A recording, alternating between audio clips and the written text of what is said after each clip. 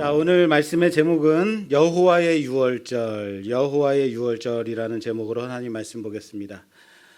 우리는 이제 애굽에 내려진 하나님의 재앙들, 하나님의 10가지 재앙들을 하나씩 또는 2개, 3개 패턴을 따라 또 구별을 따라 반응을 따라 이렇게 살펴봤단 말이에요. 여러분, 이 재앙들을 보면서 하나하나 이제 일종의 거친 파도 같은 이 재앙들을 그냥 신나게 얻어맞는 애굽을 봤죠. 애굽이 이것을 그냥 고스란히 맞고 있단 말이에요. 근데 하나의 만약에 이 재앙들을 애굽이 어떤 벗어날 수 있는, 피할 수 있는 길을 찾고 무언가를 개발하고 대비를 한다. 가능한 일일까요? 예를 들면 이런 거죠. 이 재앙을 이기고자 아니 또는 꺾지 않으려고 고집하는 모습을 보이고 있을 뿐이지 어느 것 하나 이길 수 있는 방법은 없다라는 거예요. 그것은 애굽이나 이스라엘이나 마찬가지입니다. 이런 거죠. 첫 번째 재앙이 뭐였어요? 나일강이 피로 변하죠. 강이 피로 변할 때 우리가 이걸 이겨보자 하고 정수기를 만드는다. 이길 수 있는 일일까요? 파리가 막 들끓어요. 그럴 때 이제 방역을 하고 소독을 치고 그런다고 이길 수 있는 부분인가요? 돌림병이 퍼질 때에 우리처럼 백신을 딱 맞아가지고 이기고자 그런다고 이길 수 있는 일인가요? 어둠이 흑암재앙이 임할 때 흑암재앙이 임했으니까 가로등을 설치해서 이기자 그런다고 해서 이길 수 있는 일이냐라는 거예요. 그런 일이 아니라라는 거예요. 이것은 재앙은 하나님의 재앙은 그렇게 해서 버텨낼 수 있는 것이 아니다라는 거예요. 우리가 이 재앙들을 보면서 이게 언제 끝나나라는 생각은 해봤어요. 재앙 또 이번 주에도 재앙, 또 다음 주에도 재앙, 그 다음 주도 재앙. 이제 재앙 좀 그만했으면 좋겠다라는 생각도 들지 않았습니까? 저 또한 이 재앙들을 설교하면서 도리어 내가 재앙 속에 빠진 듯한 느낌이 있는 거예요. 뭐가 잘못됐어요? 이건 나에게는 재앙이 아니라 이스라엘 백성에게는 뭐였어요? 이적이죠. 하나님의 역사죠. 그럼 우리는 그 이적 앞에 하나님의 택함받은 백성으로서 재앙을 바라볼 줄 알아야 되는데 우리가 재앙을 같이 느끼고 있는 거죠. 그 아픔, 그 잔인함, 그 무서움, 그 두려움, 공포, 우박이 쏟아져서 짐승이 맞아 죽고 막 이런 것을 생각해 보니까 너무 무섭겠다. 여러분, 요한계시록을 보면서 왜 무서워한다고요? 그 안에 무시무시한 재앙들, 그 안에 쏟아진 하나님의 심판들을 보면서 두려운 거죠. 무섭죠? 왜 무서워요? 우리가 심판의 대상이 아닌데, 우리가 그 심판 가운데 있을 사람들이 아닌데 그게 왜 무서워요? 무서울 필요가 없죠. 그런데 우리는 어디에 우리 감정을 이입하고 있어요? 심판에. 세상에, 땅에 속한 자들. 사랑하는 여러분들, 우리는 하늘에 속한 자입니다. 하나님께서 이미 우리를 부르셔서 택한 자들을 세우셨음을 믿으시길 바랍니다. 그러면 계시록이 무서워요, 안 무서워요? 안 무섭죠. 여유 있게 한일전 축구를 보듯이 한일전이 아니죠. 어제 트루맨이 뭐예요? 말도 어려워서 어쨌든 5대0으로 이겼잖아요. 한국하고 그 월드컵 H존가 예선에서. 그거 보면서 손에 땀을 쥐면서 보지 않았단 말이에요. 아니, 이 정도로 축구도 안 본단 말이에요, 이젠요? 도대체 여러분은 성경을 보시는구나. 성경도 안 보면서 도대체 뭘 보면서 사시는지 모르겠습니다. 그거죠. 이미 이긴 자의 여유로서 볼 수 있는 것. 재앙들이 일어날 때 이것을 이긴 승리자의 입장에서 하나님의 역사를 바라보는 입장에서 있다면 얼마든지 무섭거나 두렵거나 지루하거나 이럴 수도 없죠. 여러분, 파도가 일어날 때요, 그 파도만 바라보게 되면 단지 그 하나의 파도는 넘어갈 수 있다 할지라도 나도 모르게 언젠가는 닥칠 예상치 못한 거대한 파도가 들이칠 때 그 배는 자초할 수밖에 없다라는 거예요. 파도라는 게요, 단지 하나만 일어나는 파도는 없어요.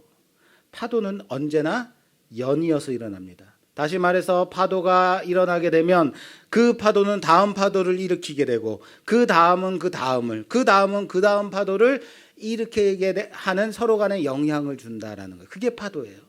다시 말할까요? 하나의 파도가 중요한 게 아니다라는 겁니다.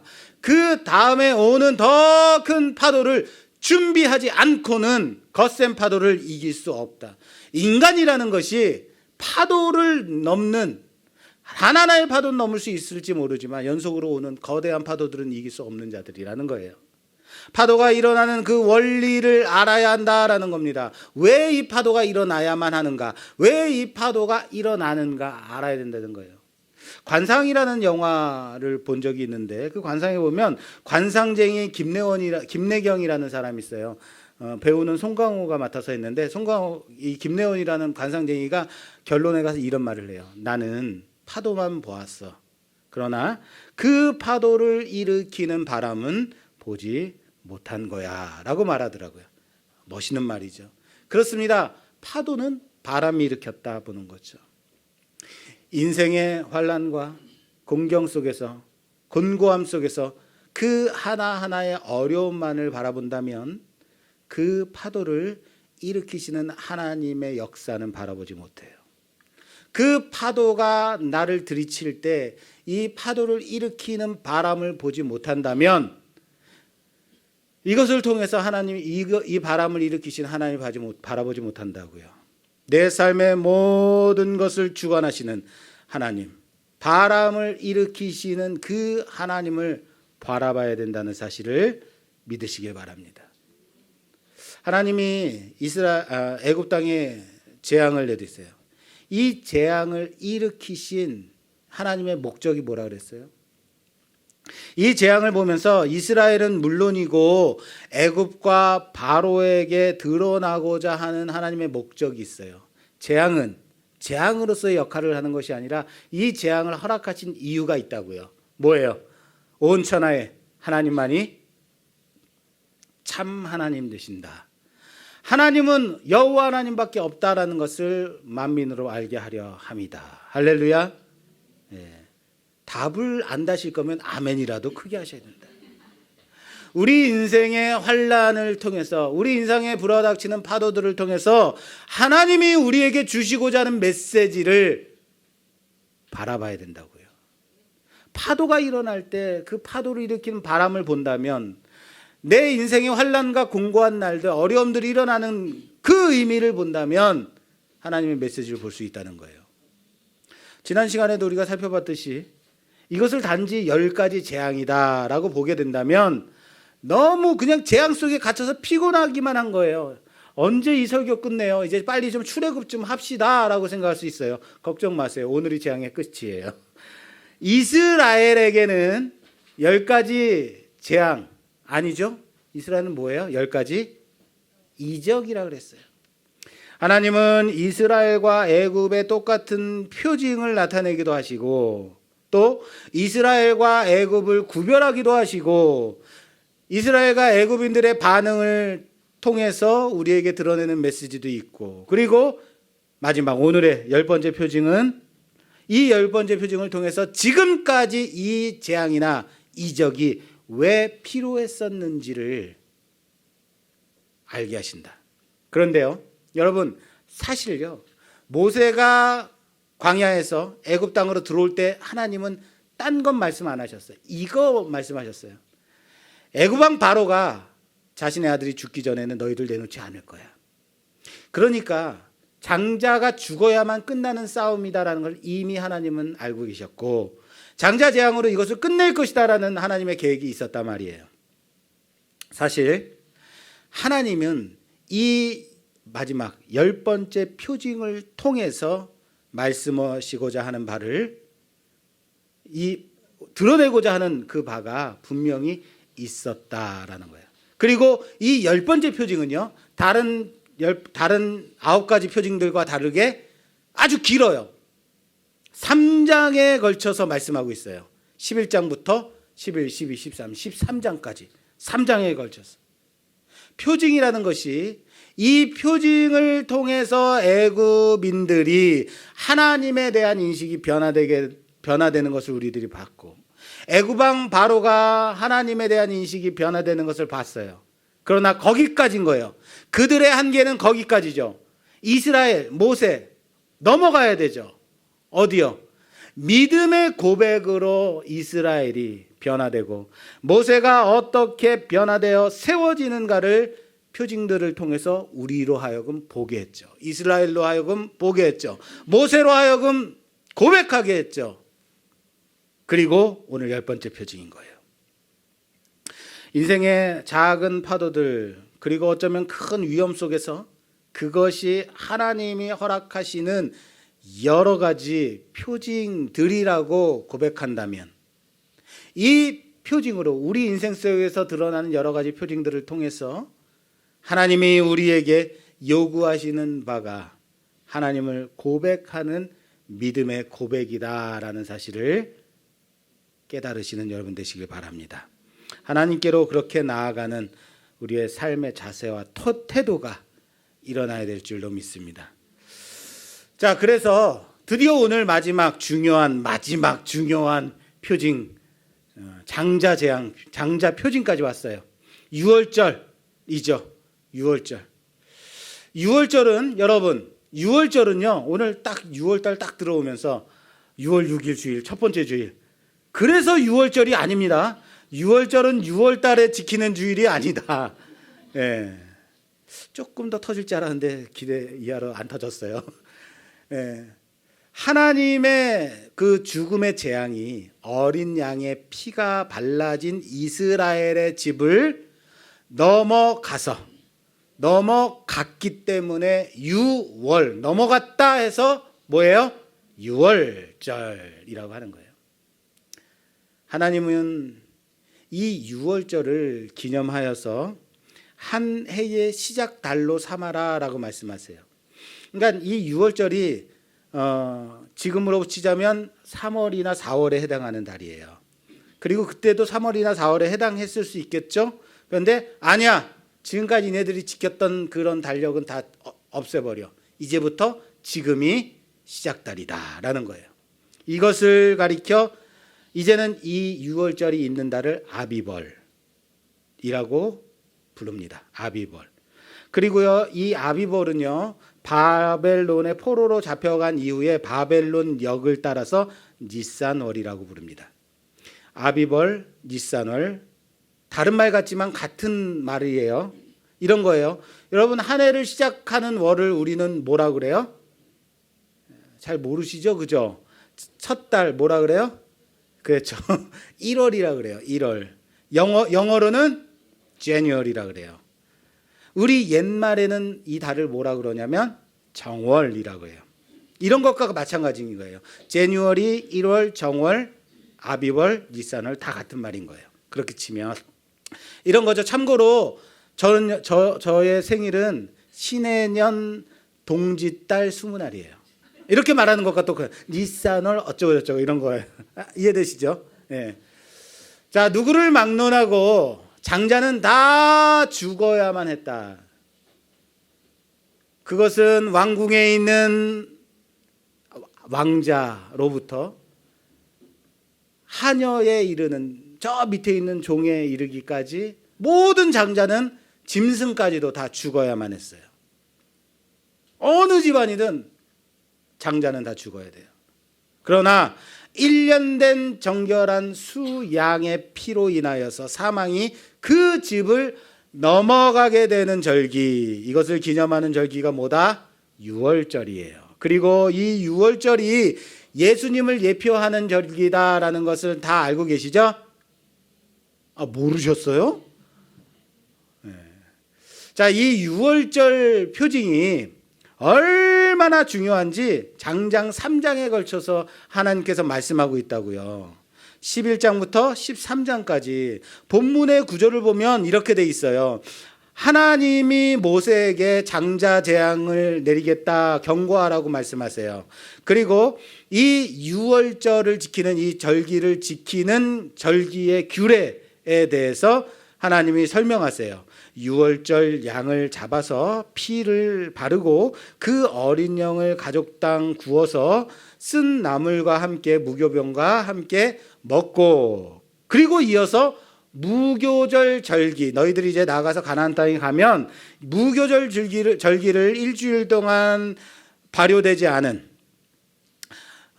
누룩을 넣지 않은 떡을 만들어서 일주일 동안 먹어라 라고 무교절 절기를 말씀하세요. 그리고 그 다음에 바로 이어서 이제 장자 재앙이 진짜 시작이 되는 거예요. 장자 재앙이 애굽 땅에 내려져요. 직접적으로 장자 재앙이 시행이 된다. 그날 밤에 바로는 모세를 불러다가 당장에 애굽 땅을 떠나달라고 하죠. 그래서 이스라엘은 애굽 땅을 그 군대대로 나오게 됩니다. 그 말씀이 장자 재앙 내려진 부분을 한번 살펴볼게요. 오늘 본문 12장의 30절에서 36절까지. 그 밤에 바로와 그 모든 신하와 모든 애굽 사람이 일어나고 애굽에 큰 부르짖음이 있었으니 이는 그 나라에 죽임을 당하지 아니한 집이 하나도 없었음이더라. 밤에 바로가 모세와 아론을 불러서 이르되 너희와 이스라엘 자손은 일어나 내 백성 가운데에서 떠나 너희의 말대로 가서 여호와를 섬기며 너희가 말한 대로 너희 양과 너희 소도 몰아가고 나를 위하여 축복하라 하며 애굽 사람들은 말하기를 우리가 다 죽은 자가 되도다 하고 그 백성을 재촉하여 그 땅에서 속히 내보내려 함으로 그 백성이 발교되지 못한 반죽 담은 그릇을 옷에 싸서 어깨에 매니라.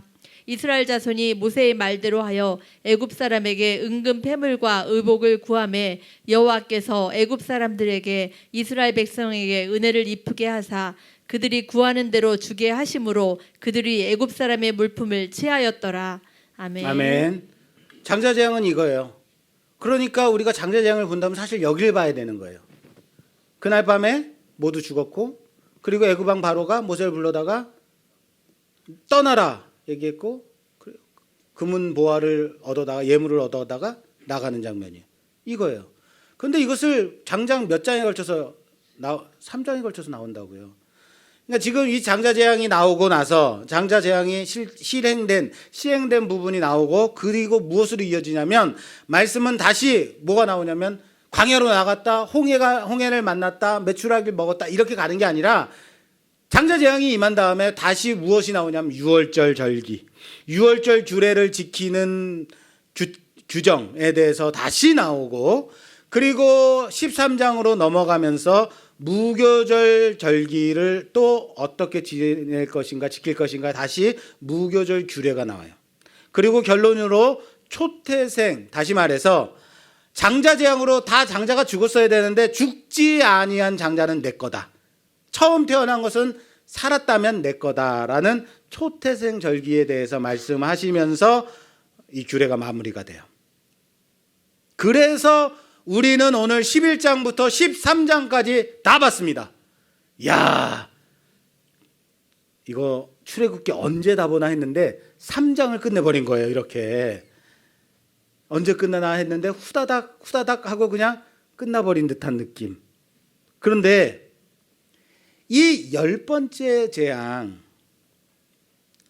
장자 재앙을 보니까 이 장자 재앙에 대한 경고로 시작해서 무엇으로 끝난다고요? 초태생 규례로 마무리되고 있어요. 책을 보면 하드 케이스가 있으면 앞에 표지 장자 재앙에 대한 경고, 뒷표지 초태생 규례, 이것으로 책을 싸고 있다고요. 그럼 그 안에 있는 알맹이에 들어가서 보면 그 사이에 뭐가 있어요? 유월절 규례, 무교절 규례, 이것이 앞뒤로 장자 재앙을 감싸고 있는 구조라고요. 제가 이렇게 좀 PPT를 좀 써봤는데, 처음에 뭐가 있다고요? 장자 재앙에 대한 경고, 그 다음에 유월절 규례, 무교절 규례, 그리고 장자 재앙 가운데, 그리고 다시 유월절 규례, 무교절 규례, 그리고 맨 마지막에 초태생 규례, 이런 식으로 돼 있다고요. 그게 뭔데요? 제가 잘 쓰는 그 예화 중에 햄버거에서 가장 중요한 게 뭐예요? 네, 그렇죠. 버거에서 햄이에요. 버거는 햄버거에서 중요한 건 뭐예요? 가운데 있는 패티잖아요. 새우버거, 치킨버거 어떻게 구분해요? 패티 보고 구분하는 거예요. 오늘 구조를 보니까 마치 이 유월절 규례와 무교절 규례가 무엇을 싸고 있다, 가운데다 뭘 끌어안고 있어요? 장자 재앙을 끌어안고 있다고요. 이 장자 재앙이 패티 같은 역할을 하는 거예요. 가장 가운데 중앙에 장자의 표징으로 장자 재앙이 그 안에 위치하고 있다는. 그 안에 패티로서 장자 표징으로 잘 구워서 넣어서 맛있게 먹으라고 우리에게 3장에 걸쳐서 말씀하고 있는 것 같이 보이지 않냐 이거예요. 장자의 경고, 그리고 유월절 규례, 무교절 규례, 장자 재앙, 다시 유월절 규례, 무교절 규례, 초태생 규례, 이런 구조인 거죠.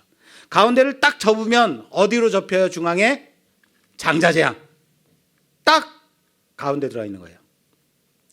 유월절과 무교절, 장자 재앙을, 유월절과 무교절이 장자 재앙을 싸서 먹는 그 어떤 맛으로 장자 재앙으로 이 햄버거를 구별하라고, 분별하라고, 맛있게 먹으라고 우리에게 주시는 말씀이라는 거예요. 이게 예화가 적절치 않았다라는 느낌이 지금 확 드네요. 그래서 뭐요? 여러분, 무엇이 묵상돼요? 오늘 밤에는 내가 꼭 가서 새우버거를 먹고 말리라, 이런 거 묵상하지 말고 지킬 것도 많고, 보세요. 3장에 걸쳐서 나오니까 봐야 될 것도 많고 지킬 것도 많고 해야 되는 것도 많고 복잡해요. 그런데 장자재앙이 나온 뒤에 또 그걸 또 말하고 있어요. 이거 도대체 뭘 보라는 건가? 복잡하기만 하고 난 그냥 넘어가고 싶어라고 생각한단 말이에요. 여러분, 레위기 같은 거 어때요, 여러분들? 빨리 읽고 넘어가고 싶죠? 제가 이제 성경을 계속 읽는데 어제는 드디어 시편 119편을 읽게 됐어요. 119편, 119편을 모르시는구나. 성경에서 제일 긴 장이 119편이에요. 119편이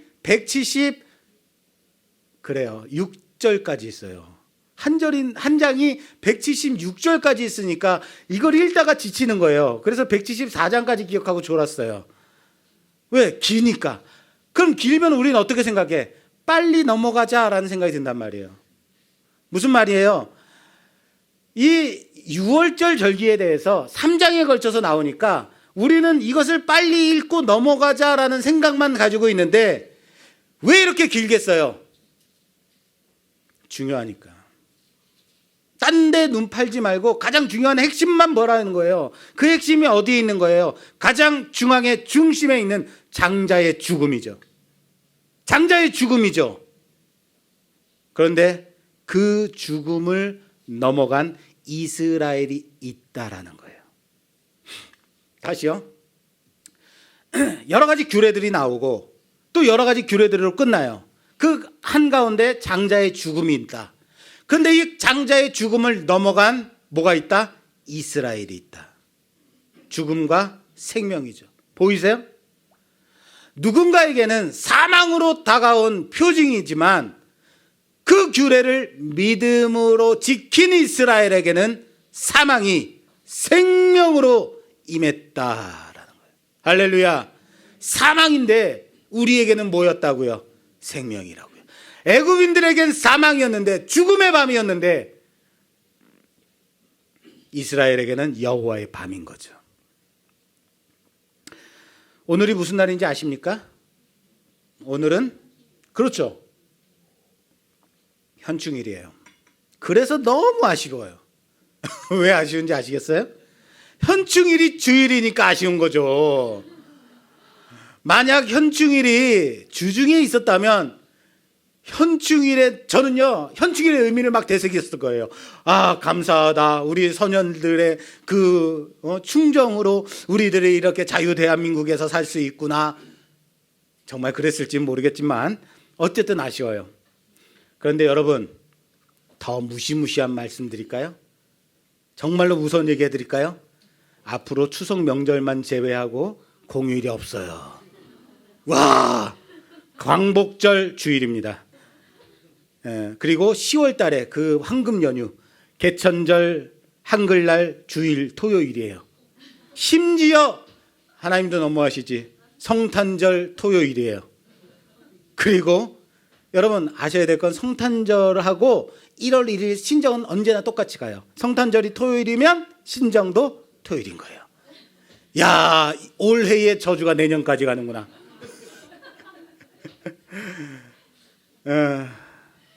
저는 이렇게 말해요. 살 소망이 없다. 국회의원들은 도대체 뭐 하는 인간들인가? 이런 거 빨리 입법해서 대체 공휴일 만들어야지 하고 제가 막 욕을 군시렁군시렁 욕을 했다는 거 아니에요. 그래서 제 말이 들렸는지 뉴스에 보니까 지금 대체 공휴일 제도를 지금 입법하려고 하더라. 될 수도 있다. 진작하지 현충일에. 오늘 같은 날. 무슨 말인지 아시겠어요? 공휴일이 주일과 겹치는 공휴일에 겹치면 공휴일의 의미가 우리에게 없더라라는 거예요. 한글날, 개천절, 삼일절, 광복절 하면 그날 주중에 있으면 아 좋다라는 말이라도 할 텐데 주일이나 토요일과 겹쳐 있으면 우리는 그나마 있던 감동마저 좋다라는 그 감사함마저 사라지고 말더라라는 거예요. 단지 노는 날이기 때문에 우리에게 기쁨이 되었던 공휴일인 거죠. 그날의 감동은 우리에게 사실은 없어요. 왜 공휴일이 우리에게 감동이 없는지 아십니까? 노는 것 외에 그날의 감동이 없잖아요. 그날의 기억이 우리에게 없기 때문이에요. 보세요. 그 고난의 날들을 헤쳐나와서 광복의 기쁨을 누린 우리의 조상들의 그 환희가 없죠. 일제 치하에서 당당하게 태극기를 흔들면서 조선은 독립국가다라고 외친 그날의 목청 높여 외친 그날의 감동이 없기 때문이죠. 아무나 글을 읽고 쓸 수 없었던 때에 그때의 무지몽매한 백성들을 위해서 과학적인 한글을 창제하여 반포한 그날의 기쁨이 없기 때문이죠. 그날의 기억이 우리에게 없기 때문에 우리에겐 감동이 없는 거예요. 왜 6월절 절기를 11장부터 3장에 걸쳐서 장황하게 서술해 놓았는지 아시겠어요? 그리고 왜 이렇게 세세하게 절기를 지키도록 하셨는지 아시겠어요? 여러분 현충일 그러면 현충일에 우린 놀기만 하니까 기억이 없는 거예요. 현충일 하면 아침에 몇 시에 일어나서 어떤 현충사에 가가지고 무엇을 하고 또 저녁에는 뭘 하고 이런 것이 법제화돼 있어서 언제나 그날에는 무언가를 해야 되는 것이라면 그날의 기억이 생기죠. 근데 현충일 놀아, 광복절 놀아 하면 아무 기억이 없다는 거예요. 왜 하나님께서 6월절에 대한 절기를 이렇게 세세하게 6월절 규례, 무교절 규례, 그리고 다시 6월절 규례, 무교절 규례, 초태생 규례 이렇게 세세하게 말씀하고 있느냐? 왜요? 12장 26, 27절이요. 26, 27절이요. 이후에 너희의 자녀가 묻기를 이 예식이 무슨 뜻이냐 하거든 너희는 이르기를 이는 여호와의 유월절 제사라. 여호와께서 애굽 사람에게 재앙을 내리실 때에 애굽에 있는 이스라엘 자손의 집을 넘으사 우리의 집을 구원하셨느니라 하라 하매 백성이 머리 숙여 경배하니라. 아멘.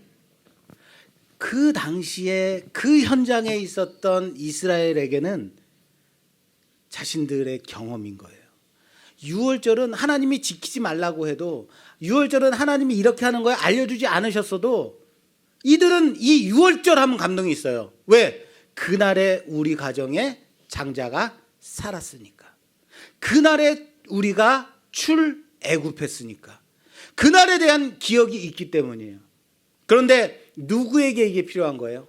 규례가 나중에 너의 후손이, 너의 자손이, 너의 아들들이 이날의 감격이 없었던, 이날의 경험이 없는, 이날의 기억이 없는 너의 자식들이 왜 우리가 이렇게까지 일주일 동안 무교병을 먹어야 돼요? 왜 이날에 나는 좋아하지도 않는 양고기를 먹어야 돼요? 양 누린내 얼마나 나는데요?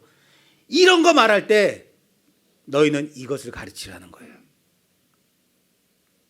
6월절은 출애굽한 후에 광야에서 지키는 절기가 아닙니다.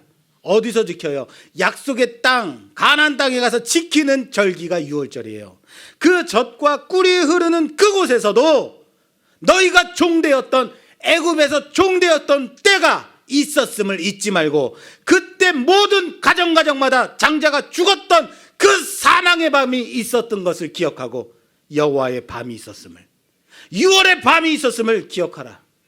애굽의 재앙을 내려 모든 장자가 죽었을 때 이스라엘의 장자를, 양의 피를 보고 구원하셨음을 잊지 말라는 것입니다. 할렐루야. 그 고백을 자녀들에게 알려주라는 거죠. 그렇습니다.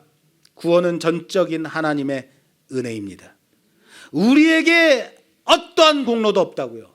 하나님은 이스라엘과 성막에서 만나주시겠다 했어요. 그리고 지성소를 만들고 그 안에 법궤를 두라 하셨어요. 그리고 법궤 그 위를 우리는 뭐라고 하냐면 시은자라고 합니다. 뭐라고 한다고요? 시은자, 은혜가 임하는 자리, 시은좌예요. 은혜가 내려지는 곳이다라는 의미예요. 무슨 말입니까? 하나님을 만나는 곳이 하나님의 은혜가 내려지는 곳이에요. 그 하나님의 은혜가 내려지는 곳으로 가야만 하나님을 만날 수 있는 거고, 하나님을 만남으로 그 은혜를 누리게 되는 거예요. 하나님을 만나는 길은 시은자뿐이 없었어요. 그럼 우리는 어떻게 하나님을 만날까요? 우리가 하나님을 만날 수 있는 길이 무엇인가요? 예수 그리스도죠. 예수 그리스도밖에 다른 길이 없다는 사실을 믿으시길 바랍니다. 나는 길이요 진리요 생명이니 나로 말미암지 않고는 아버지께로 올 자가 없다라고 말씀하셨어요. 하나님은 인간의 범죄로 말미암아 아담과 하와를 에덴 동산에서 쫓아내시고 동산에 있는 생명나무의 열매를 따먹지 못하도록 그룹들과 두루도는 불칼을 두셔서 생명수 나무를 따먹지 못하도록 하십니다. 잠깐 볼게요. 창세기 3장 22절에서 24절 말씀이에요.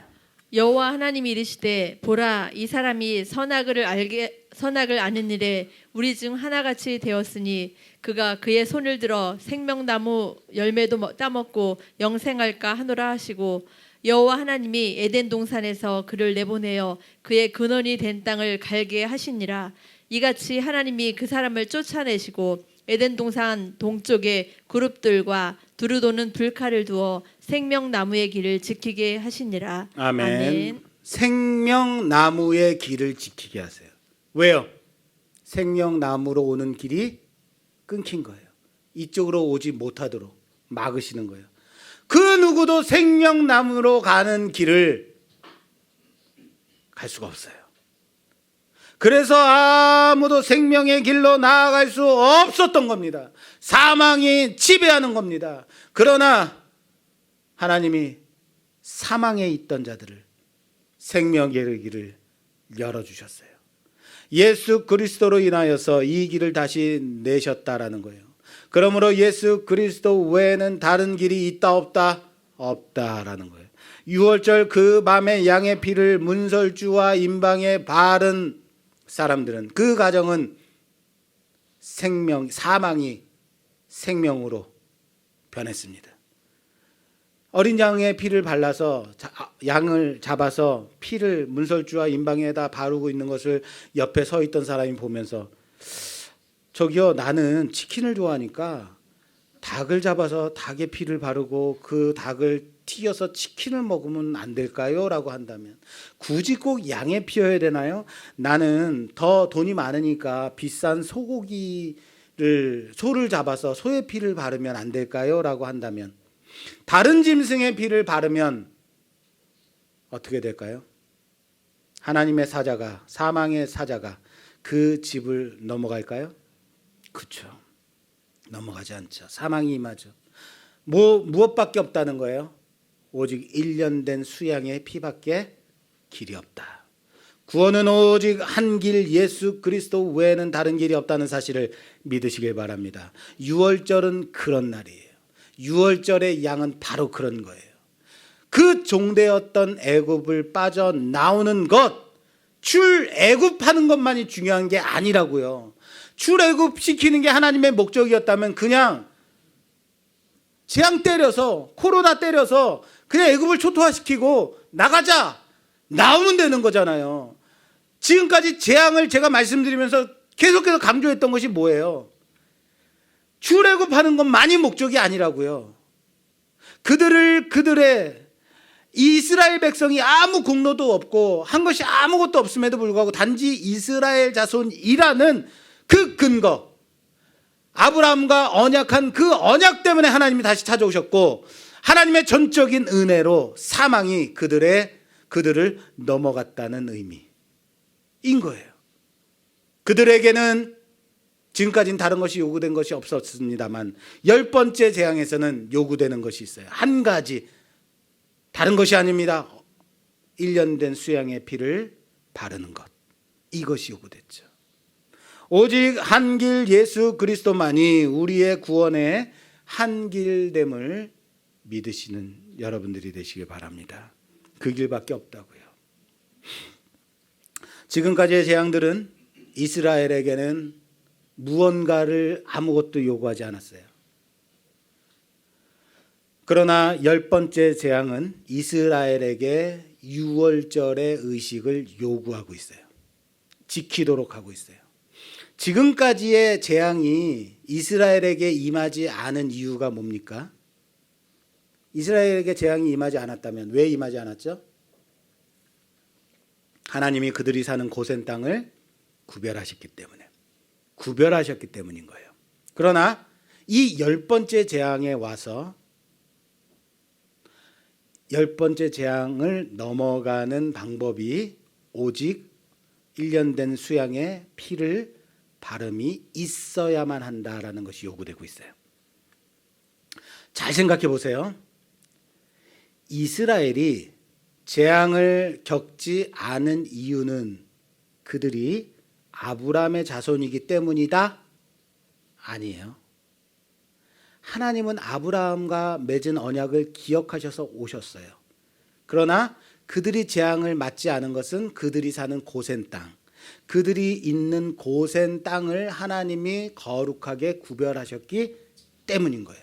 정확하게 말하자면 하나님은 그들을 이번 10번째 재앙에서는 그들을 대신하여 죽을 양을 잡아서 그 피를 문설주와 임방에 바르라라고 하십니다. 하나님은 하나님의 사자가 그 피를 보고 그 집을 넘어가시겠다고 해요. 넘어간다. 패스 오버. 6월이죠. 그러나 그냥 넘어가는 게 아니에요. 이스라엘이기 때문에 넘어가는 게 아니에요. 아브라함의 자손이기 때문에 넘어가는 게 아니에요. 각 가정마다 장자가 죽어야만 해요. 이미 그러나 양의 피를 바른 집은 그 집에 죽음이 있었다라는 것을 보는 거예요. 이미 이 집에는 죽음이 있구나 하고 넘어가는 거예요.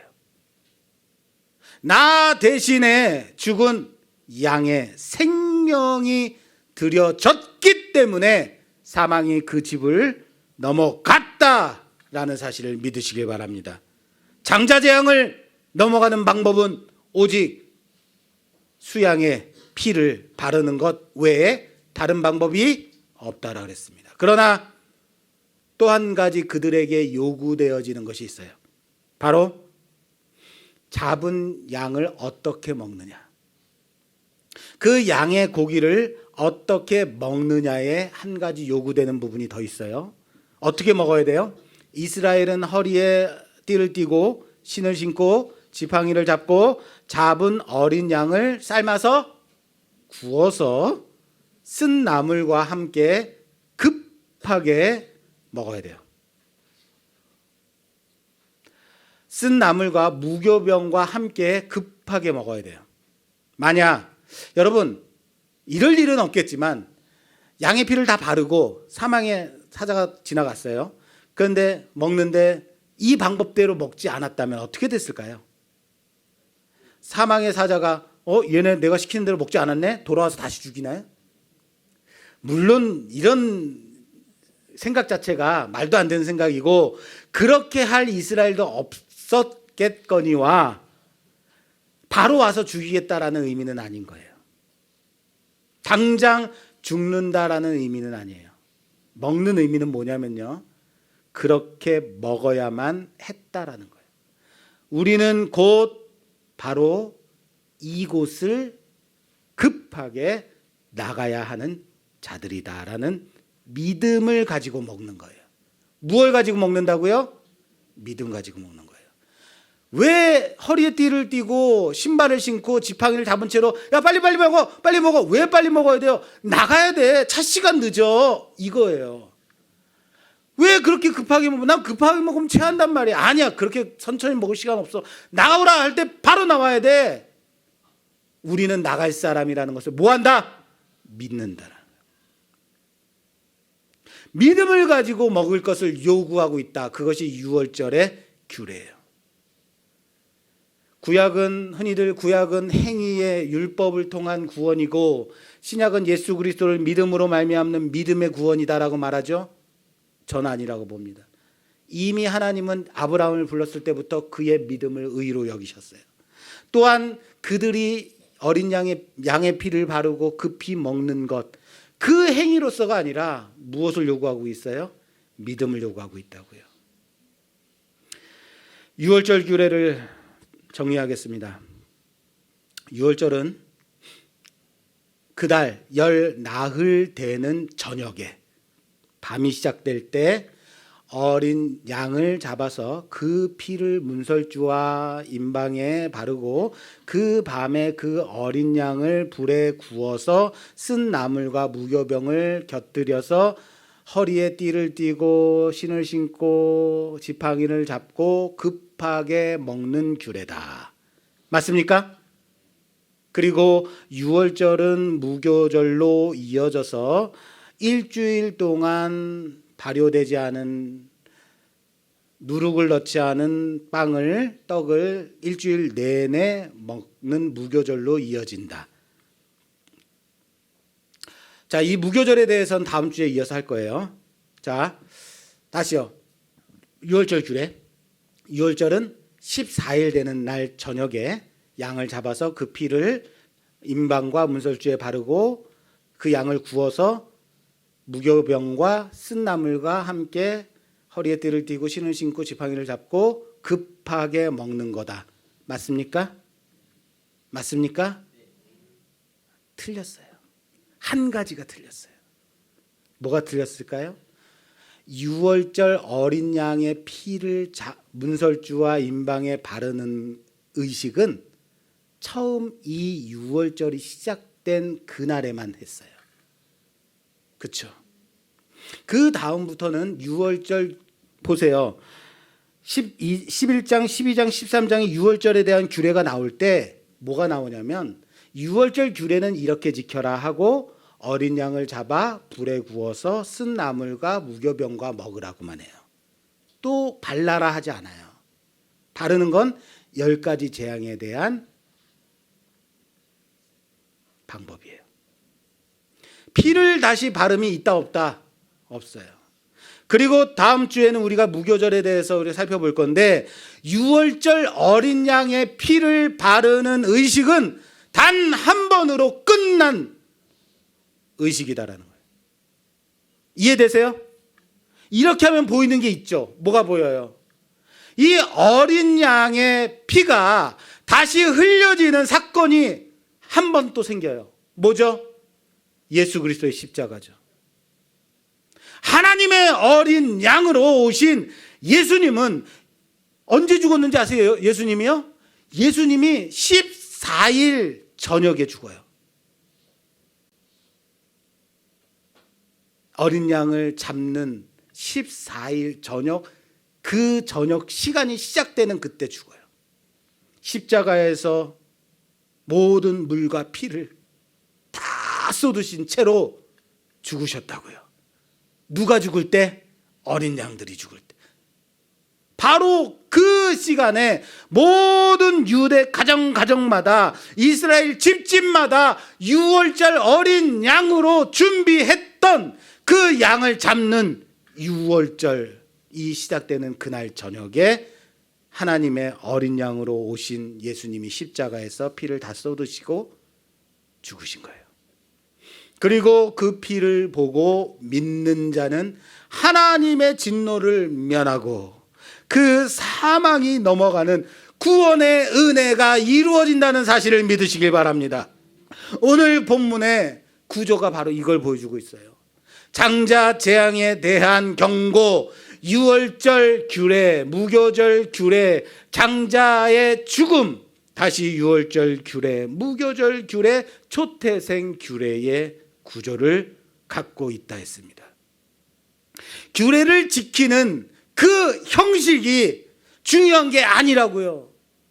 그 중앙에 가장 가운데 있는 장자의 죽음으로 그 죽음을 넘어간 이스라엘 안에 이루어진 구원의 은혜가 중요한 거예요. 그런데 이스라엘은 겉에 빵 조각 뜯어 먹으면서 이게 진짜 햄버거야 라고 그것만 뜯어 먹으면서 진짜 맛있다라고 하고 주장하고 있는 거였어요. 진정으로 오신 하나님의 어린 양이 십자가에 죽으시는데도 불구하고 그들은 자기의 집에서 뭘 죽이고 있다고요? 어린 양, 다른 양들을 죽이고 있더라고요. 그 가운데 생명의 사건, 구원의 역사가 이루어진 그 현장에 있었음에도 불구하고 그 생명의 은혜를 누리지 못하고 진정한 하나님의 어린 양으로 오신 예수를 십자가에 못 박고 또 못 박고 또 못 박아 죽이고 있는 그들을 봅니다. 참담한 짓을 반복해서 하고 있는 거죠. 누군가는 이렇게 말합니다. 각자의 신앙의 고백을 위해서 예수님이 다시 십자가의 죽음을 예수님의 십자가의 죽음이 필요하다라고 말하는 사람이 있어요. 틀린 말입니다. 유월절 규례에서 어린 양의 피는 단 한 번 뿌려짐으로 사망이 넘어갔고 이제는 믿음으로 그 규례를 지킴이 필요할 뿐인 거예요. 믿음으로 지킴이다라는 거예요. 따라서 합시다. 믿음으로 지킴이 필요하다. 베드로전서 한번 찾아볼게요. 베드로전서 3장 18절. 베드로전서 3장 18절 말씀입니다. 오직 우리 주 곧 구주 예수 그리스도의 은혜와 그를 아는 지식에서 자라가라. 아니요. 네? 베드로전서 3장 전서. 18절. 죄송합니다. 3장. 그리스도께서 단번에 죄를 위하여 죽으사 의인으로서 불의한 자를 대신하셨으니 이는 우리를 하나님 앞으로 인도하려 하심이라. 육체로는 죽임을 당하시고 영으로는 살리심을 받으셨으니. 아멘. 그리스도가 어떻게 죽으셨다고요? 단번에 죽으셨다고요.